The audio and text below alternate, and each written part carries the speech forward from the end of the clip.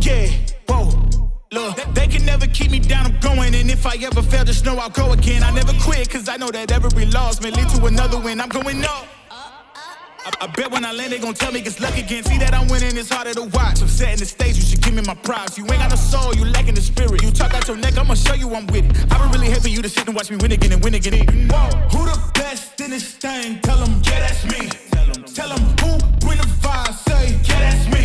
Brow, Lottie Dottie, we up in the party. All the girls leaving cause big fees farted. Oh my word. What's up? Oh yeah, I'm back on. I'm back outside. Man. Niggas sharded. Back about this jump. Oh yeah, this is special edition right here. I'm trying to tell you this history in the making. You know what I'm saying? My man been gone from. Shout out to Aladdin the Prince. So let's start it off. Yeah. Aladdin the Prince, Lil Broski, Sam and Alex, Two Frame Productions. You know what I mean? And my man AMIR in the building. My man been gone from DC for about 20 years. Yeah, but I was real 22 years. 22. Dang. And I knew that I said once he come back, once you announce that you coming back home, I said this nigga gonna get pulled in every direction. The moment he touched, he ain't gonna be able to breathe. It was just like when Tigger came back home. Yeah. When Tigger came back, I was like, everybody was like, you need to get with Tigger. You need to get with Tigger. I was like, I can't. I can't get with him. Look. I ain't that. Everybody was pulling Tiggers from left to right. And I said, as soon as this dude come back, it's going to be the same way. And as soon as he touched down, I see him everywhere with everybody. I said, they can't, you know what I'm saying? Because, and you know why? The reason why I say that is because a lot of cats don't do what we do, right? A lot of cats from the DMV don't really venture out right into the industry. Mm-hmm. So what cats here do is they wait and see if somebody it's gonna fall in their lap. Come here. I'm like, it's not gonna fall in your lap. You gotta be fearless when you go out there. Yes. Yeah. You have to go out. When you grind, you have to grind. Yeah. You know what I'm saying? You understand what I'm saying? Like, you got to go out there. You can't be scared. Like, niggas is out there. The same niggas in your hood, the same niggas in the street, they're everywhere. And you know what else, too? I think when we don't just do industry stuff, we really still touch the street. Yeah, like we really be out there. Nah, for real. Like, I mean, a lot of people still in tune with the street culture. And just, Yeah, they don't really do that. And this my nigga. Like, I remember when I first started at PG, I came to PGC in 2000. And I remember AMIR was he was like the technical engineering dude. Mm-hmm. And I remember me, I'm coming straight from the streets. I was just happy to be a part of something that wasn't street involved. Yeah. And I was like, what's this? Like, it was all new for me. I was like, what the fuck is this shit? Shout out to Tony Red. Yeah, rest in peace. He right behind you. Just in case you got the picture right over here.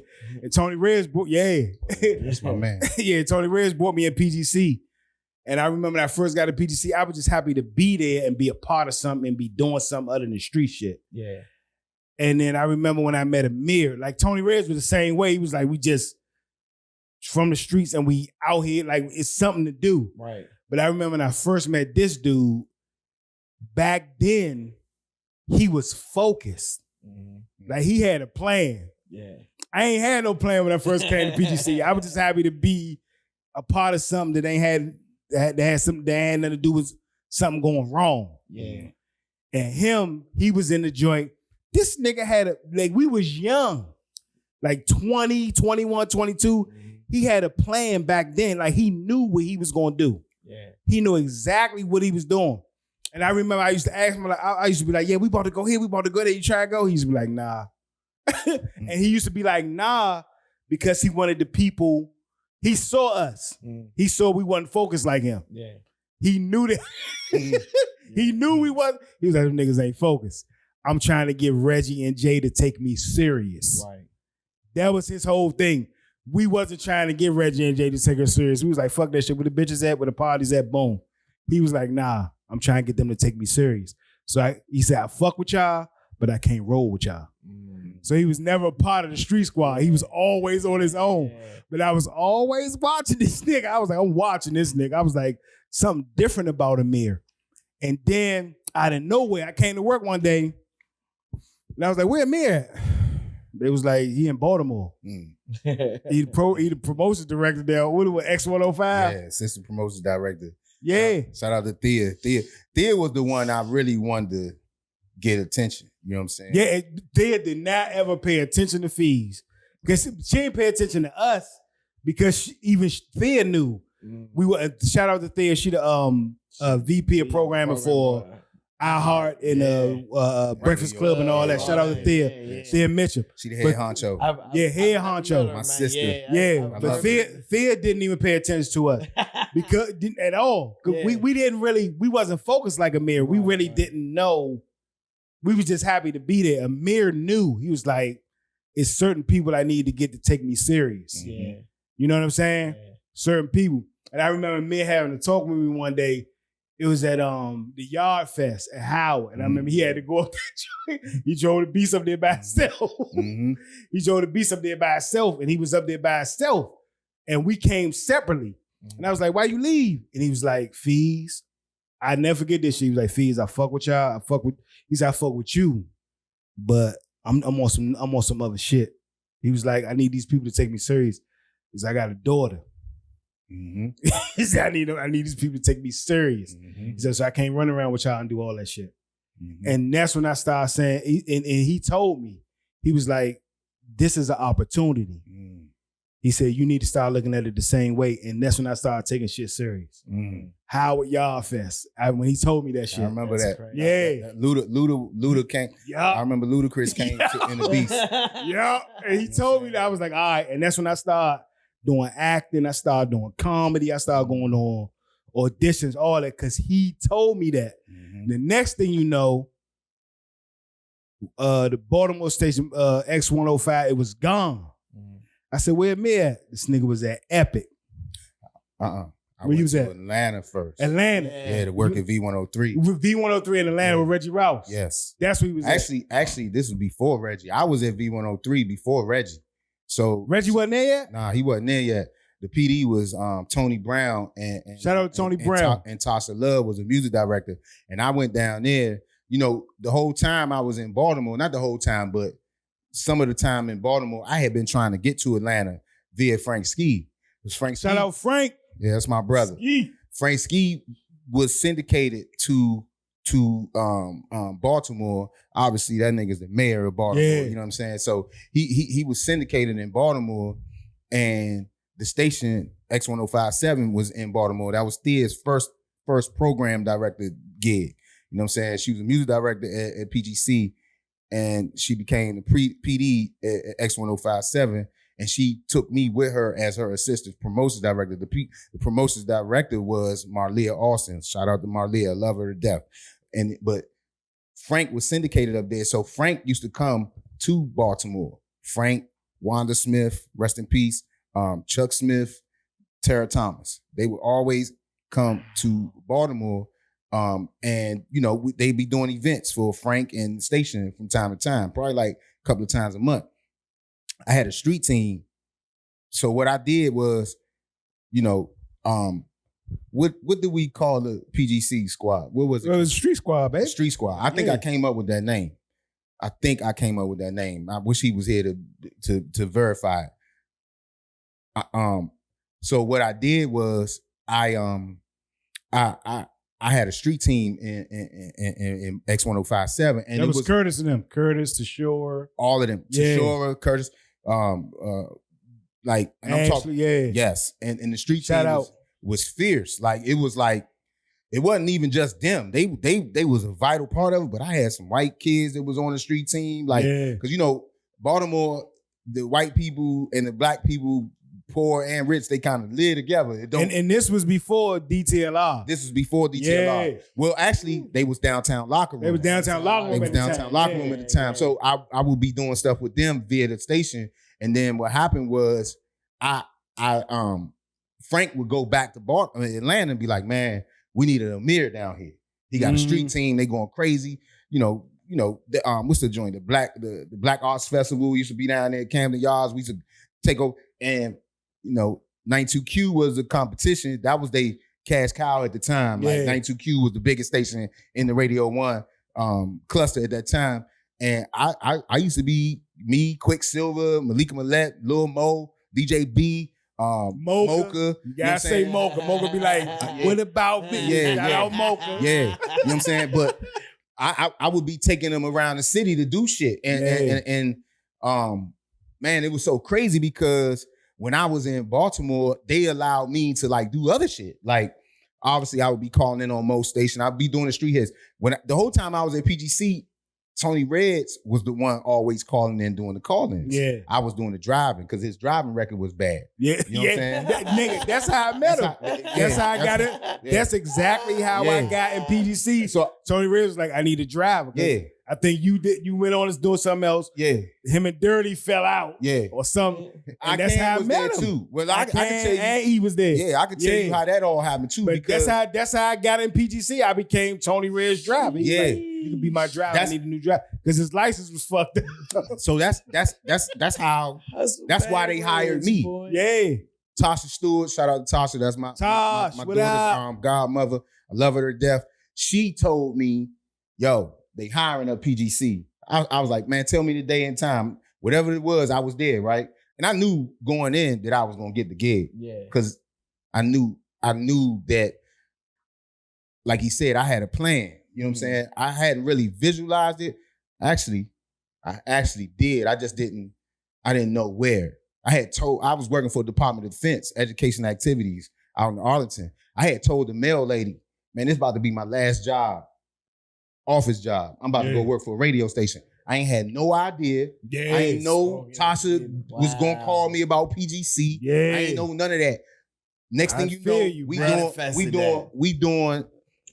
Back then you used to do these gas promotions. We did a gas promotion at the Amico right there on Alabama. Good Hope Road, and the lady at the that was in the mail room at Dodia, Department of Defense Education Activities. I was doing personnel, making sure the teachers were getting paid overseas or whatever.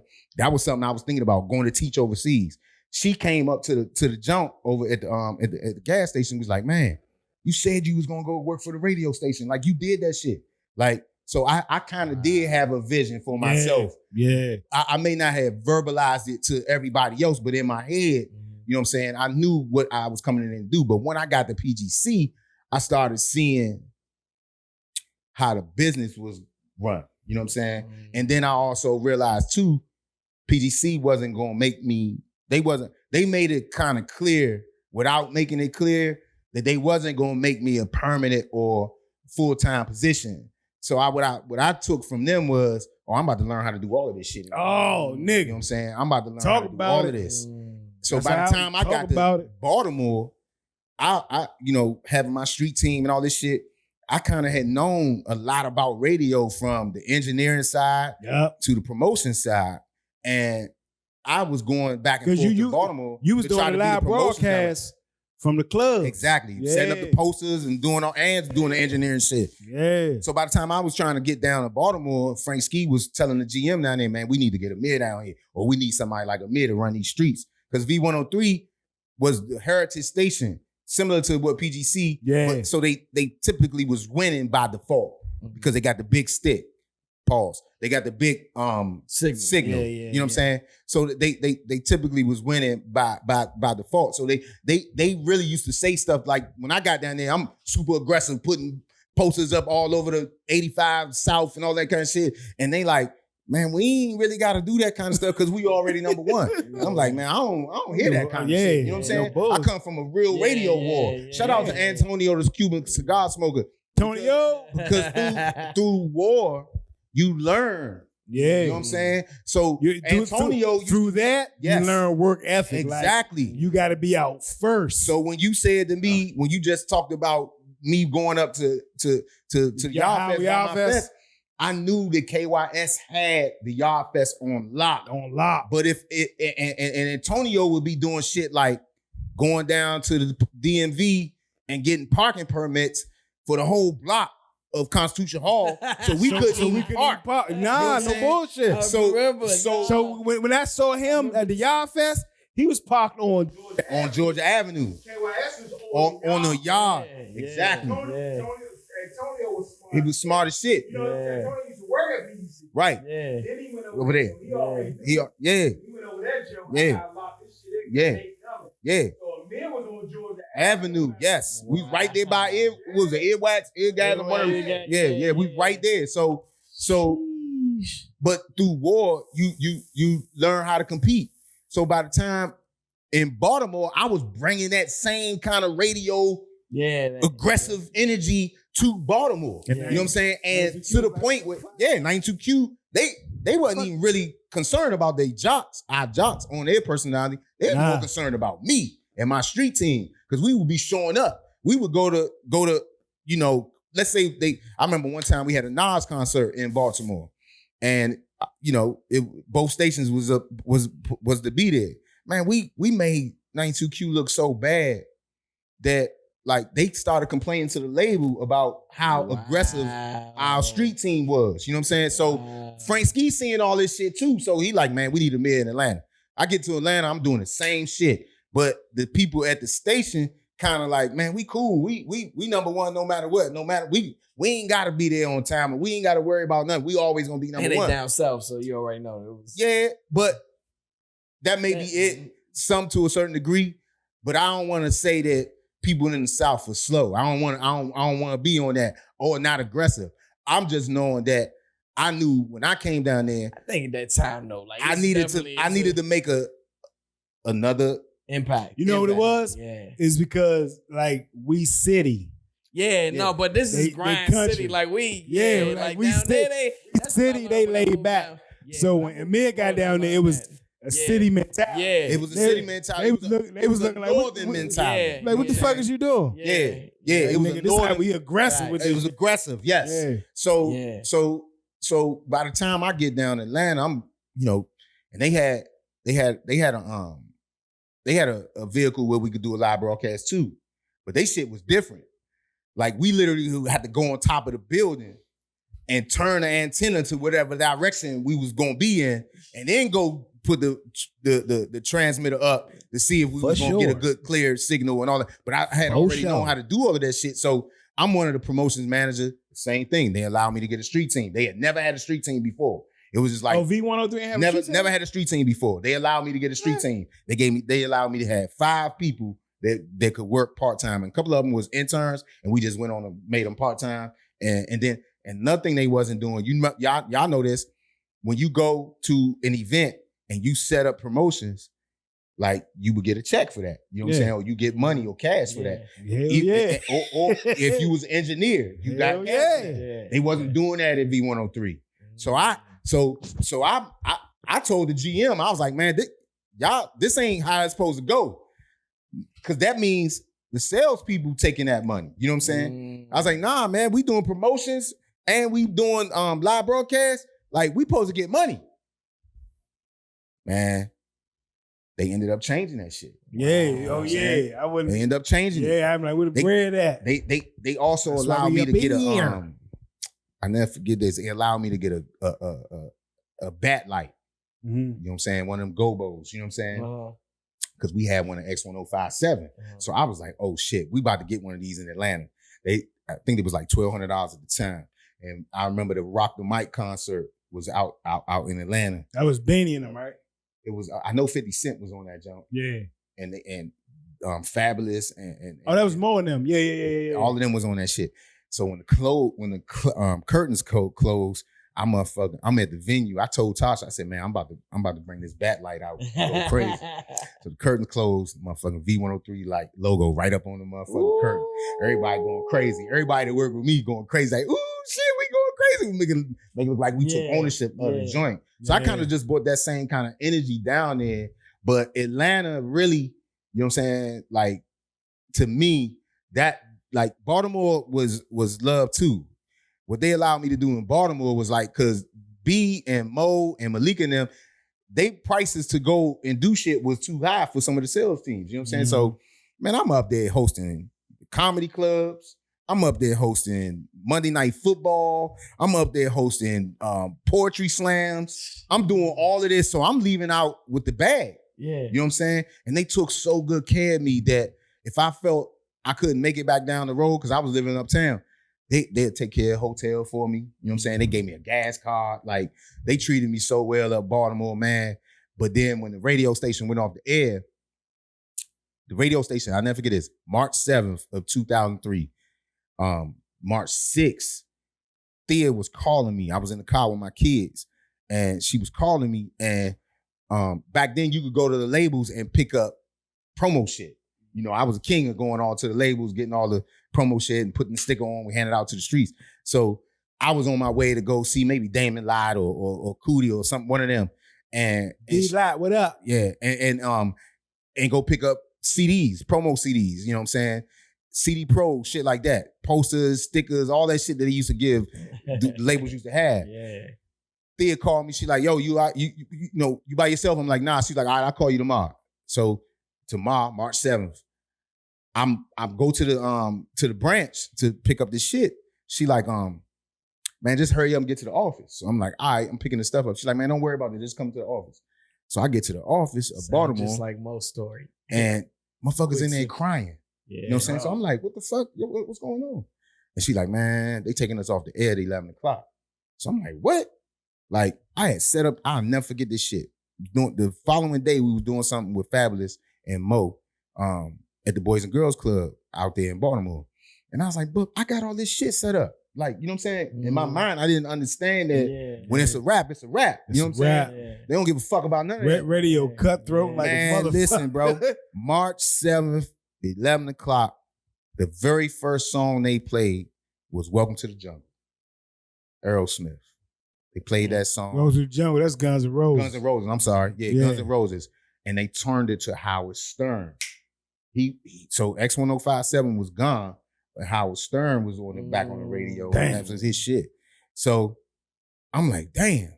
The good part was Thea opened that motherfucking music closet up and was like, man, you can have whatever you want. Nigga, I know I still got, it was written motherfucking Illmatic in plastic. You know what I mean? With the rapper. Like, I still got CDs galore with the plastic still in the motherfucker. You know what I'm saying? So that happened March 7th, 11 o'clock, probably about 2 o'clock. The GM in Atlanta was like, he called me. He's like, man, I got a job for you if you want to move to Atlanta. I was like, man, show me the way. And I think I moved to Atlanta to make $25,000 a year. I think, but see, I'm gonna cut you on right there. And see, that's the grind that a lot of these people here don't know about. Yeah. That's the grind that a lot of people in the DMV don't know about. Niggas here get so comfortable with being uncomfortable. They make uncomfortable comfortable. And I'm not with that. You know what I mean? Nah. And so that's why I just like the grind like that. I'm grateful to work at WPGC. Hell yeah. To watch the people that really wanted more than PGC. Yeah. He one of them. Majima, Thea, Tigger, like a lot of D. My homegirl D. She over at BT Plus. Like a lot. Rail Battle. My used to be a Street Squad intern. He one of the biggest Hollywood writers and producers and actors and comedians in the set. Right, Brody. Like I remember Jesse Collins was part of PGC at one point. Yeah. Before we got there though. Yeah. Jesse Collins, he do all the do the Grammys. That's my and man, executive Chief's producer. Yeah, like a lot of people that wanted more than PGC.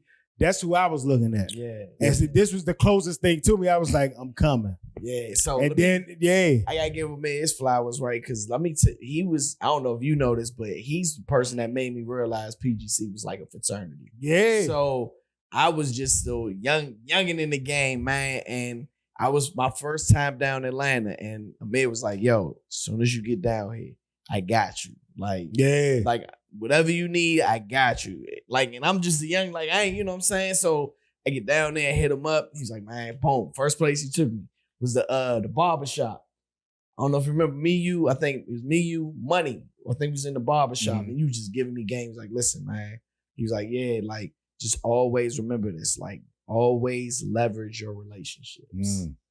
He was like, man, that's Yeah. gonna be your like. He was like, I see you, I see how you moving, I see how you working, like. And I ain't, you know what I'm saying? I ain't really know, you know what I'm saying, Amir like that, you know what I'm saying? But for him to give me his word and be like, yo, when you get down here, I'm gonna take care of you. Like, you PGC family, like once you PGC, you are like whoever, you good with me. You know what I'm saying? And that's what it was for myself, because I ain't go to college. Mhm. So WPGC was my college. Yeah, I Yeah, use it as yeah. that too. That was my college. It wasn't like everybody else went to college. I was like, shit, this is my college. Yeah. This is my college, right? Damn, we just jumped right into it. Yeah, I mean, we wasn't making no money. Nah. I mean, I was making $4.25 an hour. Yeah, we with was PGC, we was and we could broke. only put what 20, 40 hours a week or 20 hours a week on Yeah. the 20. on the the most car. they give us is 30. You know what I'm saying? But then I was making money on the street too. Yeah. You know what I'm saying? I had so this is one of the things that you was talking about. Like, I had linked up with the label people. So when I got the PGC, I realized quick what I wanted to do in the business. Yeah. I wanted to be a record executive, because when them I niggas think came, you was with Atlantic at Yeah. the time when I came down. I was working with Atlanta at the time. yeah. So when the reps came in the building lit up. Like, oh, such and such here, such and such here, and them niggas always had on nice sneakers. They had a nice watch, and they had a corporate car. Yeah. And I was like, yeah. ding, ding, ding, ding. That's the job I want. Man. So I started getting cool with him. One of them I actually went to Morgan with, Anton Bonds. Shout out to Anton. I went to Morgan with, and he was part of a crew up there that used to be throwing parties, but I used to be throwing parties at Morgan too. So he gave me the Def Jam account. Not even just the Def Jam account. He pretty much had a lot of accounts on street team shit. Like, so when Jay-Z came to town with the Blueprint tour, like, I would lead these niggas and go put them poster boards up. Yeah. So you if you seen poster boards up on New York Avenue of any of the Def Jam artists, but especially when Jay-Z did the Blueprint shit, because he told me, kill New York Avenue. That's the way they coming in town. Yeah. Like, he would tell me which ways the artist was, because he would be with the artist. You know what I'm saying? Right. He'd be like, yo, they coming in through New York Avenue. Go crazy. Man, I'll go through New York Avenue and put them poster boards up. This was before motherfuckers was getting fined and locked up for that shit. So I would be going crazy. And then what he would do is, whenever we got to the venue, he'd be like, man, I'm about to take you to introduce you, because they need to know who got him looking nice. Yeah.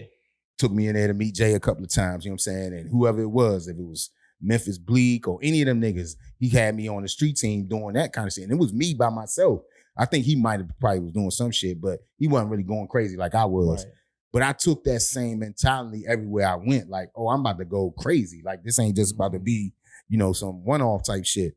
So Anton allowed me to do the street shit. Then people like Kurt Oh, you Bone, talking about Tom? You talking about Tom? Yeah. Yeah. people Shout like out Kurt Tom. Tom, Bone. what up?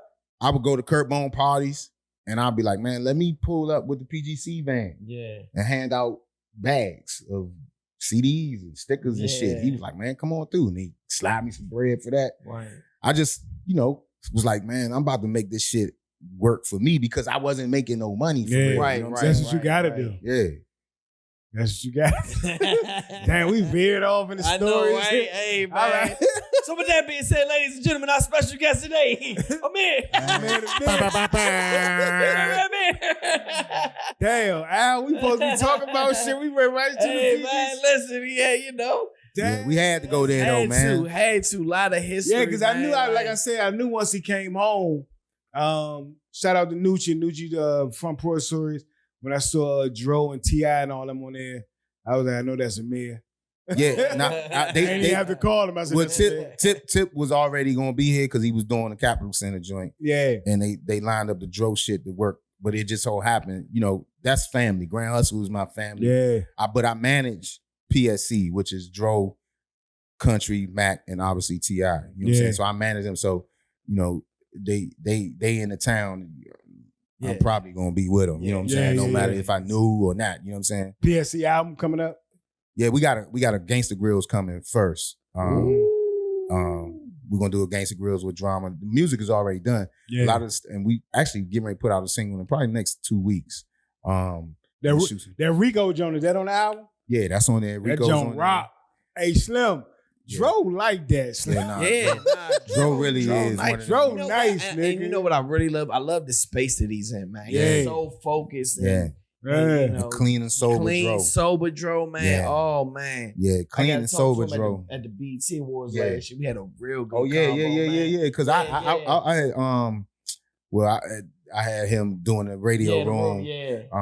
But I was with Nick Grant at the time too, so sometimes he was moving and I had to kind of move them niggas around. But yeah, nah, Dro is man, wait till y'all hear this next song that's coming, bro.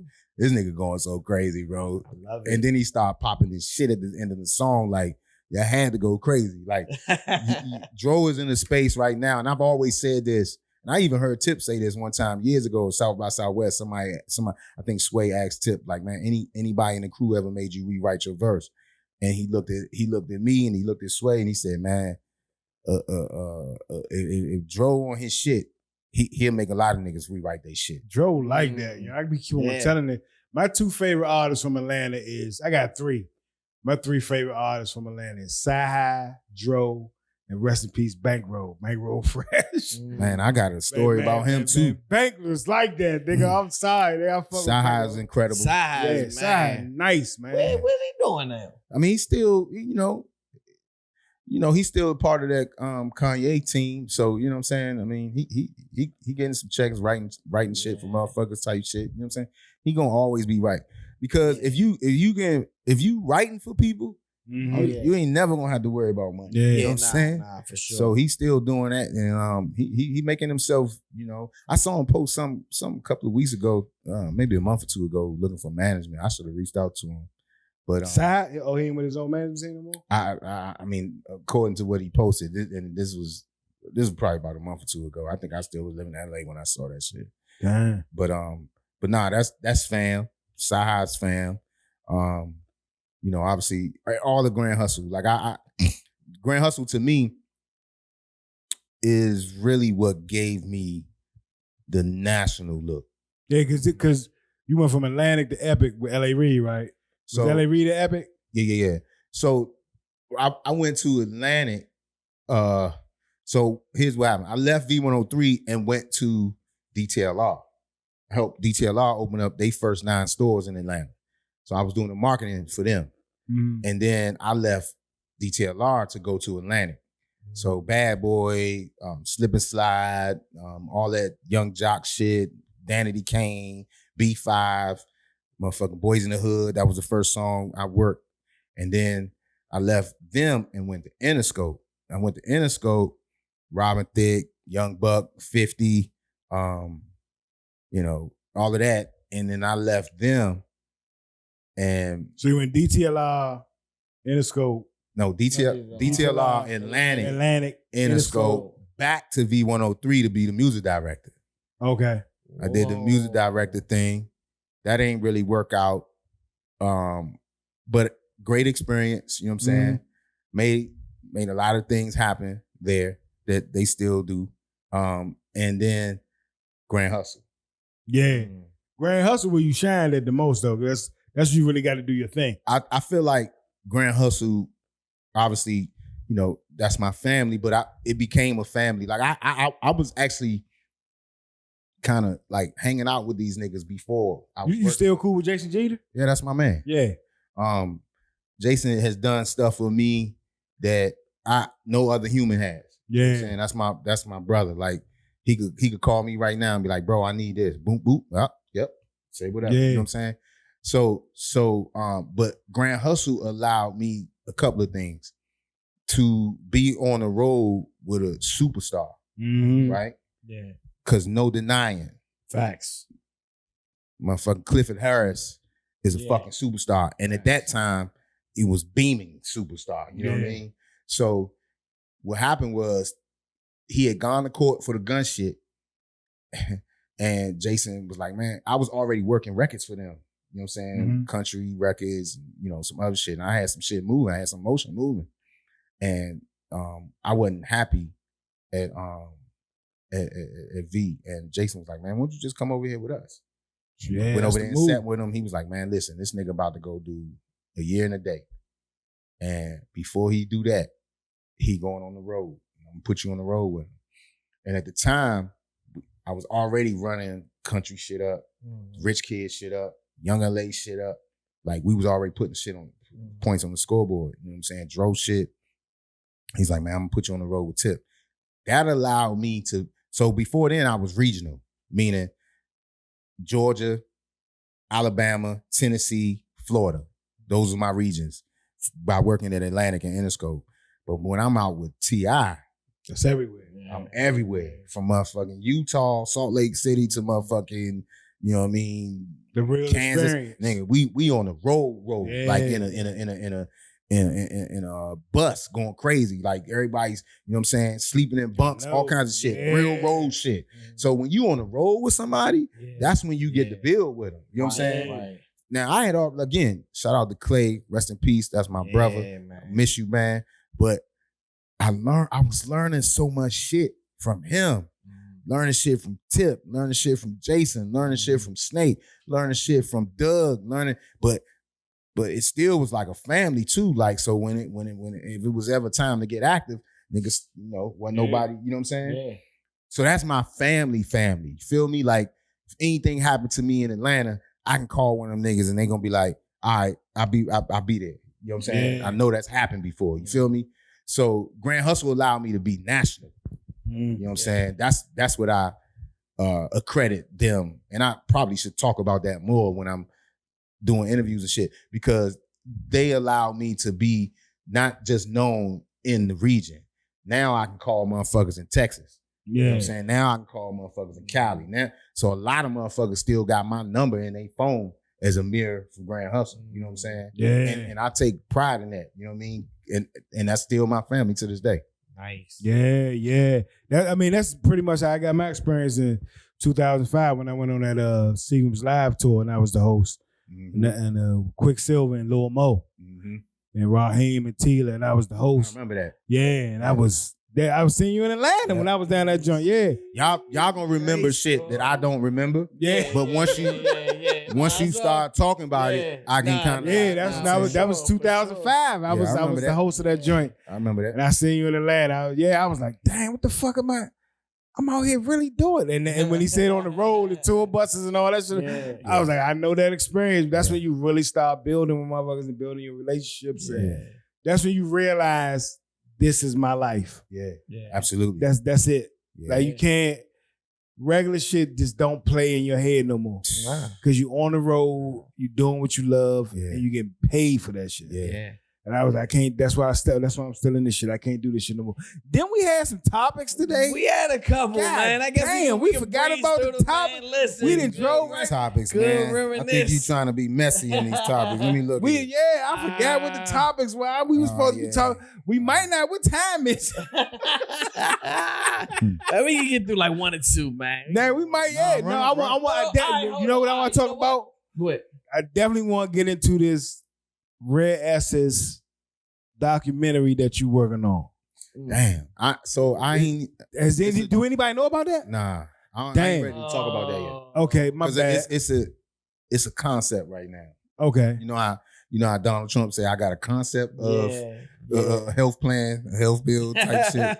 It's a concept right now. I done told them niggas. I done told Dre and I told Kyle. I said, Kyle, he the youngest band member to come. Not the youngest, but he one of the newer ones of, you know what I'm saying? And I've been going to see Essence since fucking 1987, I believe. So I was telling them one night in the back of Aqua, I said, man, I told White Boy, I said, there's no reason why y'all don't have like a movie, documentary type movie, bio shit, like 5 Heartbeats. I said, because y'all done been through the exact same shit.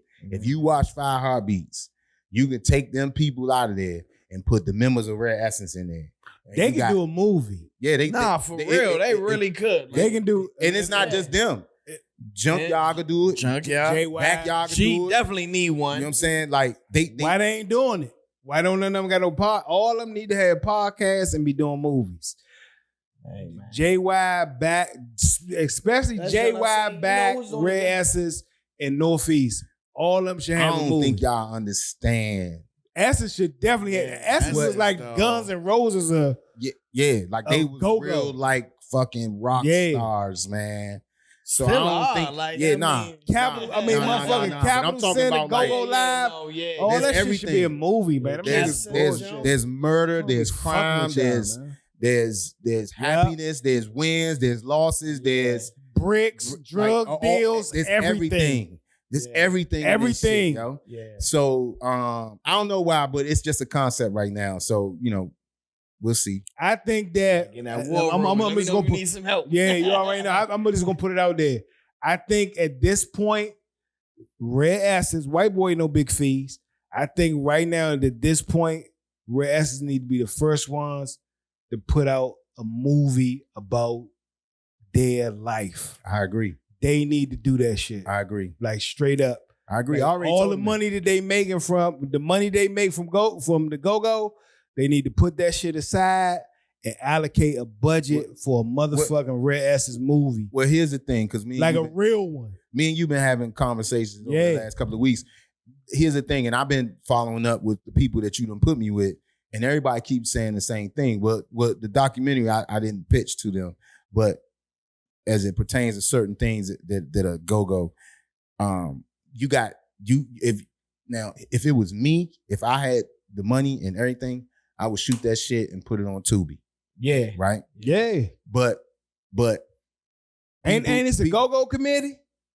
What? Is the go-go committee just for one band or is for all the bands? I ain't even never heard Okay, of it the need, committee. need to be a motherfucking movie budget for the go-go committee. I didn't even know And that Red- was a thing. Yeah, Red Asses need a movie.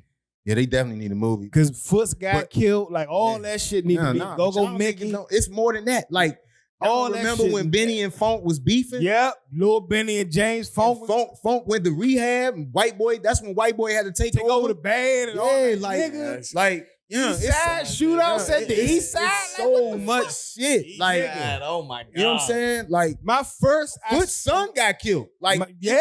like it's so a much lot of- shit. It's they probably got the most interesting story. Junkyard too though.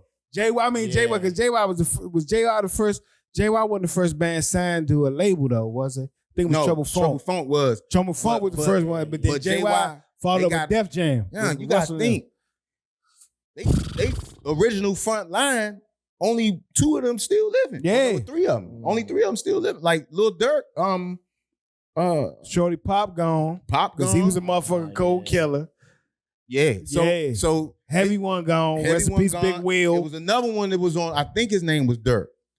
He was the one that used to be, the one that used to be singing. Yeah. He not here no more either. I think it's just Bug. Like on the front line now, the original is just Bug. Exactly. But 32 still here. 32 still here. Yeah. 32 still. So They could do some, man. They could, Yeah, man. That there's- motherfucking Jones to be. yeah, y'all don't even know. Sugar Ray Leonard was Yep. involved in them, bro, managing them. They ain't want to get on real instruments, bro. They was Nigga, like, nah, we cool with the I buckets. remember when I was down, no bullshit. When I was down the Zulu Cave.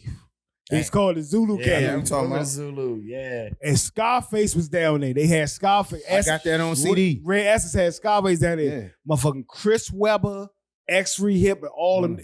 Nigga, they got shit, nigga. Yeah. They could talk. White boy, y'all, they Yeah. bullshitting. Y'all. I'm sorry, y'all. I mean, They listen, got shit that they can straight up shoot like all of that shit. An do- investor for that. but that it definitely needs to be an investor. But what That need to be like $1 million, but like that need to be a real movie. That don't need to be no like. Yeah.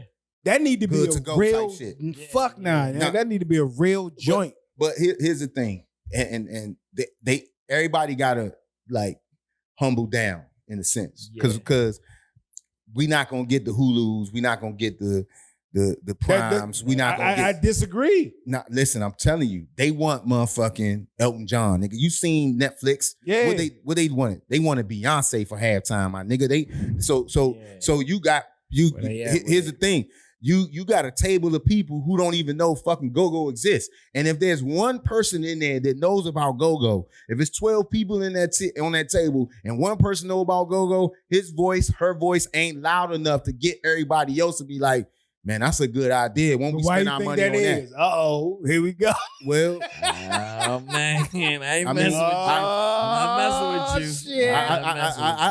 I have my reason why. I think I mean, it kind of go into what you were saying earlier about the comfort zone. I think, and it's something in the water here, bro.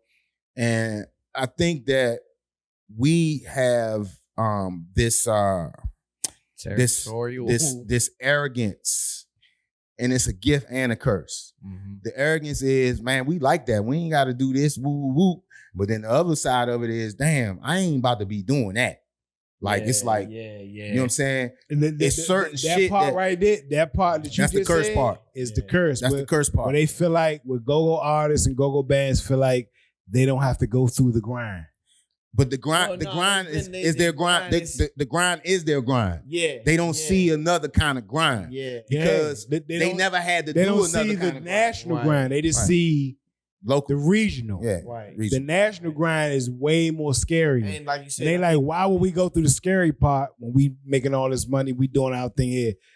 And that's the problem. Like the stories that they have deserve to be on a national platform. Absolutely. But it's up to them to get it there. Man, you got other nationally known artists telling the stories about go-go. I remember when Prince was here at Verizon. It was called Verizon Center then. Mm-hmm. When Prince was here at the Verizon Center, Prince, I remember Angelique gave me the tickets. This is when I first started dating my ex-wife. This is back in 2008, 2007, 2008. 2007, Prince was here. You can look it up. Mm-hmm. Angelique gave me the tickets. She was the promotion director. She said, I'm going to give you the tickets to Prince. I took my ex-wife, we went to see Prince. Prince was rocking. He had the stage in the middle of the I gave my middle of the Verizon Center. Yeah. And then he said, "Oh, y'all don't think he said, "Oh, I'm in DC. Y'all don't think I know go-go? Hit it." And they started cranking Chuck. Mm-hmm. No lie. Prince knew about Chuck Brown. Everybody knows. Prince knew about Chuck. Prince. A Slash from Guns N' Roses. You know Slash from Guns N' Roses from here. Yeah. He from the DMV and from Virginia. From Virginia. And a lot of people don't know Slash a black man. Everybody think he white. Yeah. Slash black. Yeah. Slash was like his Chuck. mom black. Yeah. Slash was like Chuck Brown. Chuck Brown is mean on the axe. Yeah. He was like, I used to study Chuck Brown. Yeah. Chuck mean, they call it the axe, the guitar. Chuck mean on the back. A lot of them artists got their guitar played from Chuck Brown. Yeah. Yeah, that little. Chuck Prince said that on stage. He was like, I gotta do my Chuck Brown thing. Yeah. He know Chuck. Yeah. But the problem isn't that, I mean, like you said, the national known artists, worldly known artists, can't tell a story better than the people who's actually in it. So they gotta be willing to tell a story. But you gotta think too, and I've had this conversation with Kurt Bone about like different things, like damn, like every city done had a Wire, like the Wire in Baltimore even had several TV shows come from that. All we had really is like AMIR that was supposed to be in DC. You know what I'm saying? If they do but you think about it though, you think about it. Like there's no reason that it shouldn't be a snowfall kind of story. Let me break it down. Think 50. Let me break it down. Hold on. Before you go. I saw somebody ask Wayne Perry's sister that on social media. I think it may have been Vlad. Like, yo, somebody was it Dame Dash? Somebody talking about doing another story because you know at the end of the movie he be like, I ain't snitch on DC niggas, whatever. Woo. Yeah, that's the rifle. But see, you can't just tell. This one me and Kurt was talking about. You can't just tell Rayful's story. You gotta tell everybody else's story because it wasn't just Rayful. No, it was Marion Barry. It was Chuck Brown. It's a whole bunch of people, but even street niggas, like it's other street niggas that was. It'd be huge. Yeah, like you gotta tell. You know what I'm saying? I'm gonna be shout out to the OG. They used to own the big club down in Northeast. Damn, I still be seeing him around. No. Breeze? No, not Breeze. Damn, I still be seeing him outside. He an OG, man. God damn, I'm having a brain freeze. But he done been in jail a couple of times with some of this shit. Club? He used to own the tunnel. What's the OG man that used to own the tunnel? Cornell. Cornell, yes. Yeah, Cornell, yeah. You know what I'm saying? Like, shout out Corn. His story got All of told. them. That's Eddie Mathis and them. That's my cousin used to be a hitman for Eddie Mathis. Rest in peace, my cousin Dennis. Now real rap. Yeah. Already know. Real rap. Yeah. Like But see, real these talk. stories got to be The told. black whales, all that. Yeah, all that need to be. If they do a series, It could be a my series. nigga, if they straight up do a series about DC, It could be a series. that's It- better than The Wire or It anything. can't be a movie It's because a movie gonna only be 3 hours. Yeah, This needs to be a series with different stories. seasons. When You that know what I'm back then, when it was Corn, Cornell was the Eddie Mathis, it was the Man, Black Eddie Whales, Van. all that. That Okay, shit so be here's what I was getting ready trickles to say. all the way down. Here's what I was getting ready to say. So there's this thing of here. There's a lot of pain that came through that shit too. Yeah. So you asking somebody like Eddie Van or somebody like Cornell or somebody like Bone to go back and we talk about that kind of shit, and some of that shit they don't even want to talk about no more. But I don't mean to cut you off. But the basis and the heart of that story would be the music, because all of them went to the go-go. that That would be the heart of it. Well, Good to Go was supposed to be that. You know what I'm Yeah. saying? But Damn, did you say good to go? yeah, but it fell a Yeah. little short. You was like 3, nigga. Nah, no, but I've heard these. You should go stories. watch go. it. Yeah. Yeah. They filmed most of it at WST, but it was centered around It'd be the music. Because was out of centered all around the music, out of all of them, but it was centered all of them around, came to see Chuck. That's when Chuck was Yeah. boom. It was centered around a crime that had happened Mm-hmm. on T Street, I believe, or it was either T Gangsta or Chronicle P, shit. Yeah. where they got this young lady and they sodomized her and That killed was her, all this yeah. shit. You know what I'm saying? It was the T Street crew or P Yeah. Street crew, one of them. And that's what the story was really, but they added in the go-go shit too. You know what I'm Yeah. saying? Like, but we do need a series or something like that. Hey man, I'm willing to have conversations. I got the ideas in my head. I got the people. You If you already got the know I got the. people, You know I got the people. ideas. 50, We got to what find up? out the money. We got to find out the money. You know I Yeah. got the people. I got a whole nother story. Yeah, in you my know I head. got the people. Yeah, I mean, I've been having some From conversations. Netflix to Prime Video, all that. Man, we ain't got to go there. Tubi giving out money. Yeah, And see, here's the for thing. real, that Tubi's definitely on fire. Here's the thing. They know Tubi it's getting crazy. all the black content right now. Yeah. And then once they get what they need from that and get everybody, they gonna stop fucking with the black shit. So we better get in this shit now. Yeah, You know what I'm facts. saying? That's Like facts. once they get it to where they wanted to 'Cause be, their numbers is going crazy. and Fox own them, niggas need to get off of that. Man, listen. In a minute, they not gonna be fucking with niggas. yeah, Like they fucking with niggas right now. yeah. But in a minute, they not gonna be. I gotta call because I'm about to call DeAndre. yeah. We got Me and her talked about this, and Y'all that's did? why that's why a lot of the stuff I'm speaking on. Some of the stuff she was telling me I already knew. D, we gotta talk D like straight up because Tyler Perry give us that bread. It just gotta be somebody that understand the culture. He'll do it. And you can't. I mean, let's keep it a buck. I told G this. Me and G talked about this shit too. You can't tell a DC story without telling the Maryland story, the PG County story. Mm-mm. They go hand Yeah, in fucking hand, hand. yeah. Absolutely. A lot of niggas be trying to leave. Absolutely. Nah, you can't do it. Can't leave Yeah, PG. nah, You can't leave Maryland out. You can't leave. Forestville, Man, you Landover, Landover, Suitland. Kentland. Kentland. You can't leave none of that shit out. Yeah, you can't. If that shit touch the city, like if it was a line, Eastern Dodge Avenue, City. motherfucker. Yeah, a lot of the gangs was in Maryland because they was going against city niggas. Like, Yeah. so, but you can't tell them stories because even Man Barry, he responsible for how PG County is one of the most affluent places in the country because everybody was working in DC and living in PG County. I remember all the Maryland niggas was coming to the go-go. They was like, shit, we coming to the go-go. Exactly. Yeah, they was like, the go-go ass. Like, we don't give a fuck. We going to the go-go. Nigga, deep. We deep. Yeah, because we used to be in Maryland there niggas. deep. Maryland niggas. We used to be in there deep as Where be shit. that motherfucker? We like, who the fuck is that? It was Maryland Yeah, niggas. yeah, shit. The Me, WST, Black Hole. all of that, Holes, nigga. I remember. It wasn't a spot that I ain't go to. Yeah, I used to be looking at that motherfucker like, I never. especially when Groovers came along. When Northeast came along, the Ken Land, like, where Ken Land at? It was Hey, on Maryland. Shit, nigga, you better know it. That's What? where all the love boat was at. Yeah. Niggas in the city used to go out to Kentland to get boat. better know it. You know what I'm I saying? remember Dodge City. I never forget this shit. Landover, nigga. Landover. 25 store. Nigga. Like, I swear to Forest God. Creek, This nigga. is true. Like, don't. This is a true story. I gotta say it. So, Rasan, Yeah. backyard manager, had this chick that lived around Dodge City, right? I knew about Dodge City. Yeah. He really didn't. He Right, just started right. messing with the bride. And so she bought him a hat, like a hat. Yeah.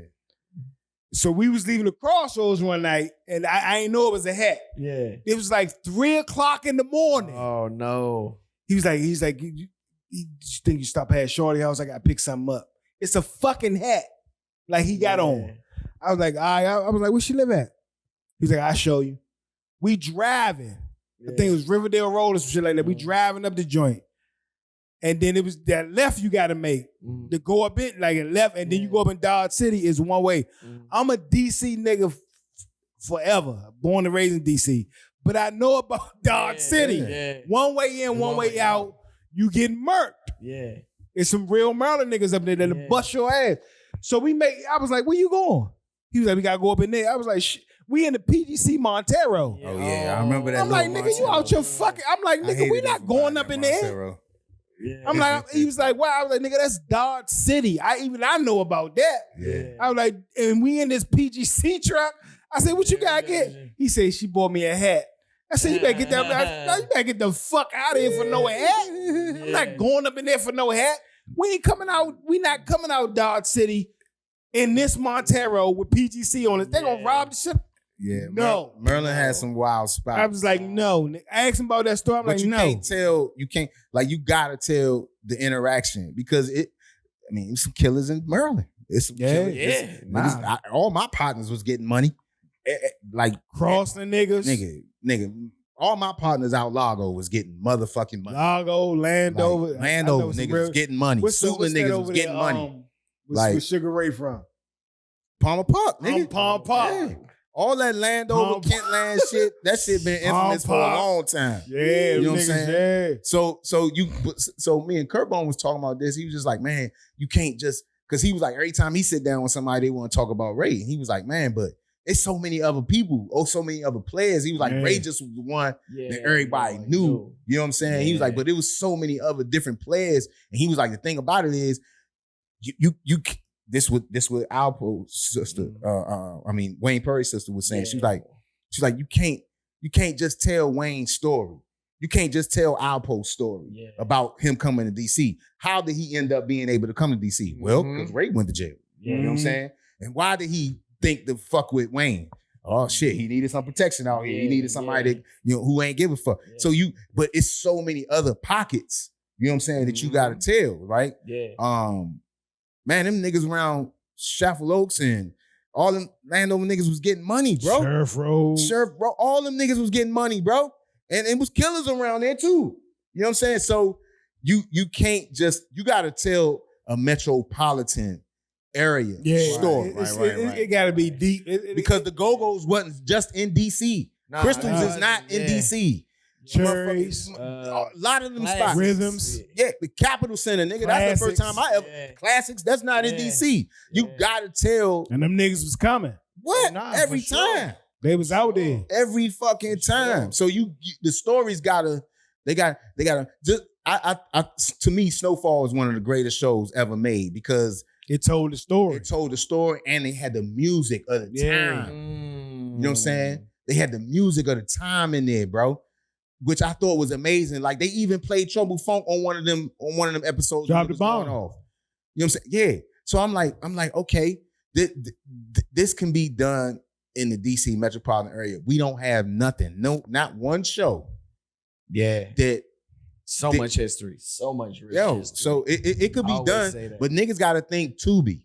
Yeah. Stop thinking Hulu. Stop thinking Netflix. Let's go get this money from Tubi. Yeah. I got the ideas. I don't know all the stories. I know a lot of them, but I got some stories of mine that I know would do good on a platform like that. I just need somebody to help me write this shit. That dude, got some money. Is the Christ. It was on. Yeah. I know is because I was living around 16th Street at that time. Yeah. I knew that whole crew right there. Yeah. When we moved from uptown off Seton Place, Yeah. me and my mother moved around 16th Street in the Trinidad neighborhood.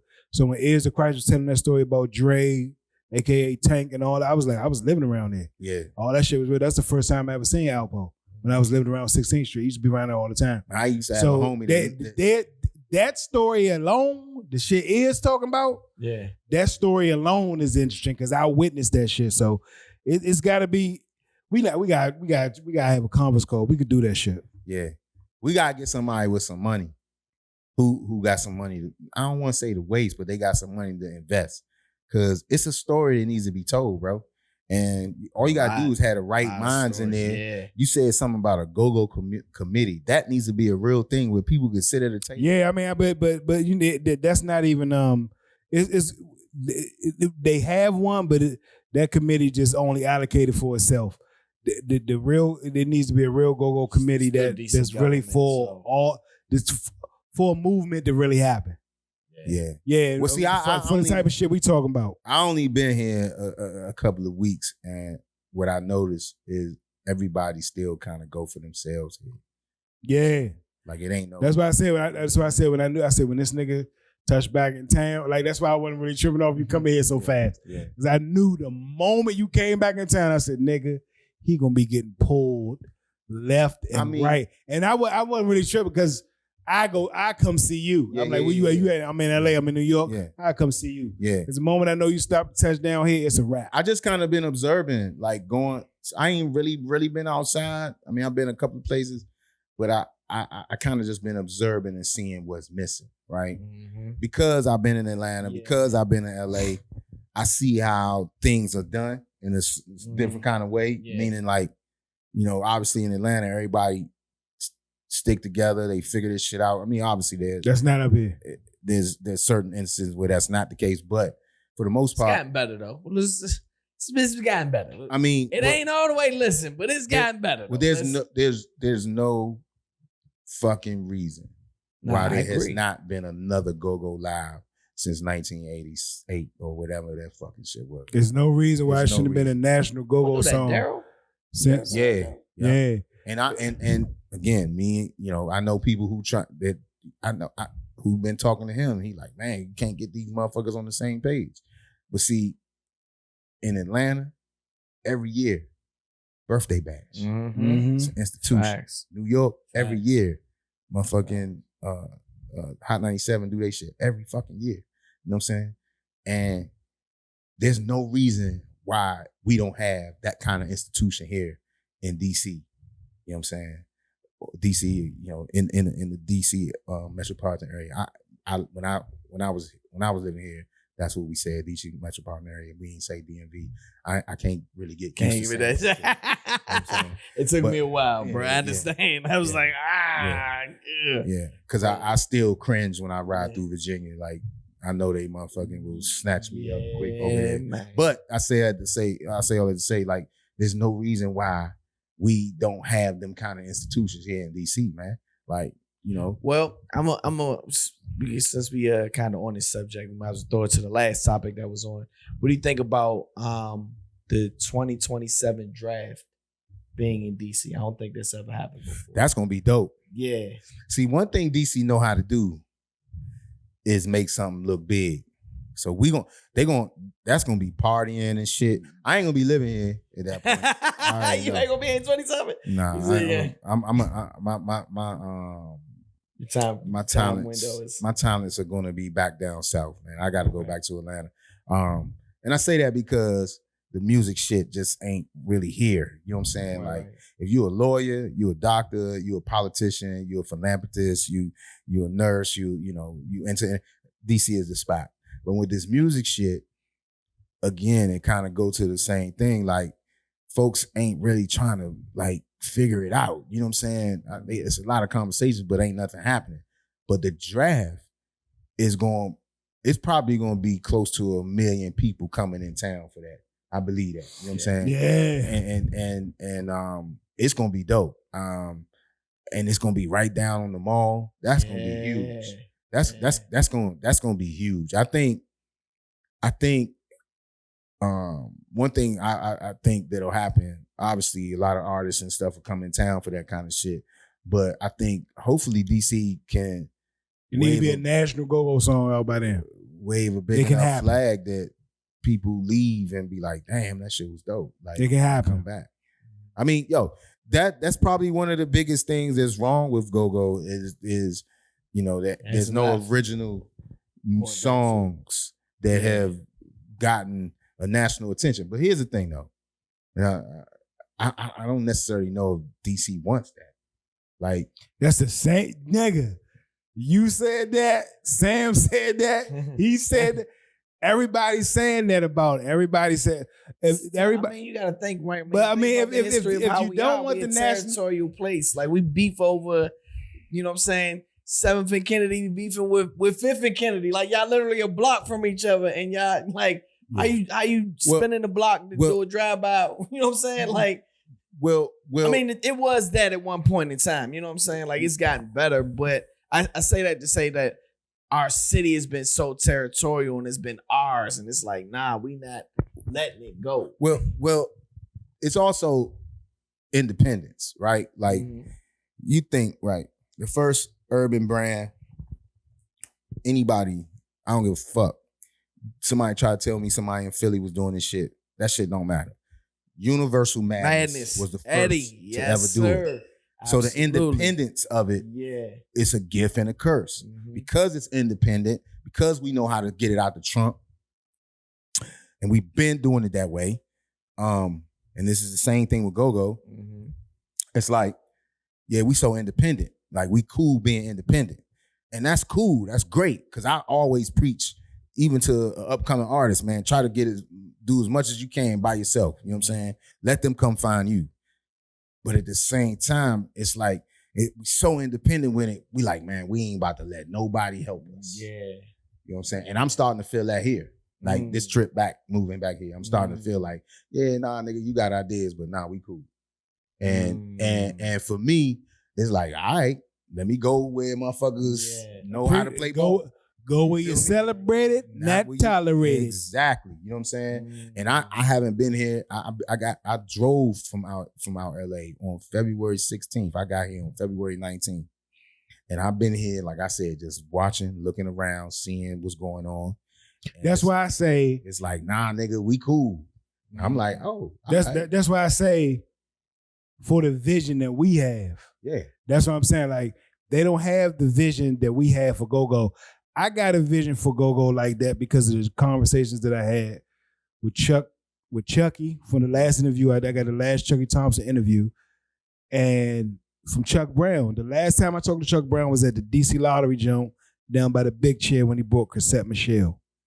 And when I talked to Chuck Brown, and they was giving Chuck his new scratch off, and we was talking. I was like, I was like, after Busta Loose, what happened? And Chuck was like, it became a strain on him because he had so many bands underneath of him, and none of them would do what he was trying to do. Chuck was trying to do what George Clinton and them was doing. Right. Funk Parliament. He was like, that was my inspiration. Right. George Clinton and the Funk Parliament.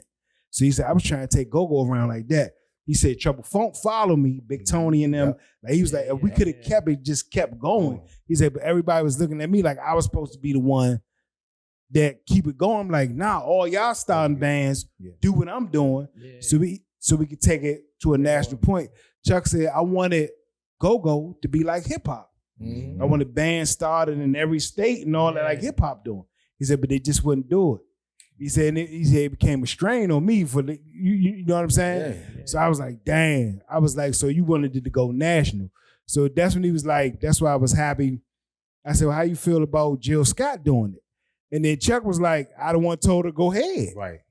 He was like, she talked to me about that. Yeah. Said she called her talking to me because she was in college. Yeah. She had some girls, friends from DC. Yeah. She loved the music. And she was like, I'm gonna do it. Or some shit like that. Yeah. Yeah. She was like, I wanted to do the song. Yeah. And she said, I just wanted to get your advice on it. Shout out to Thea because Thea played that record the first time. Yeah, she was like, I wanted to do it. Wow. She was like, so Chuck gave her the blessing. He said, they actually had another song they wanted to be the single. Yeah. And Thea heard the album, was like, nah, I'm going with this one. It's love. It's love. And then we was working at the I radio know. station. Yeah, We was working at the and that's radio what I was station. like. Chuck was like, I gave her the And then she blessing came to back do it. and did her live CD at Constitution Hall And crank. and crank. You know what I'm saying? But again, you know, listen, the day that I left to move to Atlanta, one of my homies said to me, he said, man, you know you doing some shit that a lot of motherfuckers won't do. And, you know, he was talking about me leaving. You know what I'm saying? Yeah. And he was like, man, like a lot of niggas ain't doing what you That's doing. why I was like, And he said to me, don't come back. And I always said that I would never come back. Obviously, come back to visit, say what's up, go to the go-go, woo. But you leaving again? without a doubt. Yeah. You know what I'm saying? Because I know How it go? I know how it go. And I know that what I have to bring to the table, I hate saying that, but what I know. You know what I'm saying? And I have a couple of God-given gifts, and one of them is bringing people together. Mm-hmm. And it's hard to bring people together here, yo. I'm not talking about a party, nigga. I can do that shit. with my eyes. That's why I don't even. I'm talking about like more get niggas to successful. sit down at a table and come up with some ideas and get that shit, make that shit happen. I'm more That is successful. hard to do here. I'm more successful outside of here than I am here. I'm more successful with people like him and my clique outside of DC than I am. That's why I don't try to get nobody together here. What I try to get together is my people outside. To do that, that's what like him and D'Angelo, like all that, like put all that together. Because here it's extremely hard because here it's just money. They don't see vision here. I'm like, without you need visionaries to actually make shit happen. Right. Yeah, these ideas is like, man, I got something in my head, bro. I promise you. I just need somebody to write this shit out for me. And it's gonna have all of that shit that we talking about. Yeah, we gonna get it, my nigga. Trust me. You back. It's all of that shit. When you leaving back for Atlanta? I don't know yet. Yeah, You know so what I'm we gonna get as much shit as we need. Like we gonna, cause there's a lot of people, a lot of my people that like D and all them, like Rail and all them, they coming in town. Yeah. So when they come, like when all them coming in town, like let's sit down, bro. Because like I'm not even fucking with nobody here. I'm gonna keep it 100. There is someone in this industry. I remember one time we was on Clubhouse talking about this, and my man Tuma was on there over at YouTube. Shout out to Tuma. Yeah, I sat with him last week, and we talked about a couple of things. But I remember one time we was on Clubhouse, and I said, man, and it was like a DC Metropolitan. I'm just gonna say it because I don't feel like saying all that shit, but it was like a DMV house, a room rather. And I said, man, do y'all realize that it's somebody from the DC, Maryland area in every fucking building in the music and TV they don't know industry? that. Yeah. It's somebody in every fucking building. And I said, what if we all got together and made this shit pop like we needed to pop? It's somebody in every single. I ain't even just talking about record music. labels. Yes, it's I ain't just talking about music. TV, movies, sneakers, everything, nigga. Everywhere. I'm clothes. like, where you from? Like, you from DC? I'm like, nigga. Yeah. It's somebody in every fucking. In this joint? Yeah, it's somebody in every fucking building. And that's what I be trying to get people to understand is stop like. When you are with somebody that has the relationships and the connections that you need or that you want, let them cook. Stop worrying about that little bit of ass money here. Let them cook, man. That's like one thing I love about Atlanta. If you're next to somebody like this, don't worry about no bread because it's a bigger vision. Man, I ain't said nothing to nobody. He didn't even know that I knew when I got to LA. He ain't know that I knew people out there. Yeah. I was like, nigga, I got like 7 of you out here. Yeah. I ain't said nothing to nobody about no money the whole time I've been. Yeah. I just been trying to figure out how we can make, it's 50 years of hip hop. That shit quiet. I mean, 50 years of go-go. Go-go. rap. Yeah. That shit is quiet. Yeah. You can hear Yeah. mouse pissing on cotton, bro. Yeah. You know what I'm that's saying? real. But when hip hop was turning 50 the year before, Everybody. and all during the year of, I didn't hear even Jesse. I said, bro, what can we do to make 50 years of go-go? And I know that's a small scale for him because this nigga doing the Super Bowl and the Oscars and shit like that. But it has to be, in order for somebody like Jesse to entertain it, it has to be a national movement. It has to be, I mean, it has to be he could make it a national movement. but it has he to got the involved. music has to be there. Yeah, the music got to be there. But if we was able to at least had the beginning, during, and end of some kind of movement documented, that's But enough. that's Jesse. That's Jesse's whole thing. Jesse would be like, why would I do it when not that many people know about it? Right. So in order for people to know about go-go, it will have to be a national push. The last national DC push was the butt in 88. No. DC push. I didn't say Sexy go-go Ladies. push. Oh, Yeah, yeah. I was about to say Sexy Ladies is the Sexy biggest lady, record. Sexy Lady went further. Than, Yeah. That jump. It didn't go further than the butt, but it is. didn't, but It is yeah, that's the- big that's- ass. If it hasn't gone further than the most top Sex- go-go song in since the It's Sexy Ladies. Sexy Lady for sure. Sexy Ladies. No, it's not. Yeah, It's, it is. Yeah, you listen. can play that in LA. It's- You play Sexy Ladies in LA? it's Jill Scott. It's Love. She got the top joint.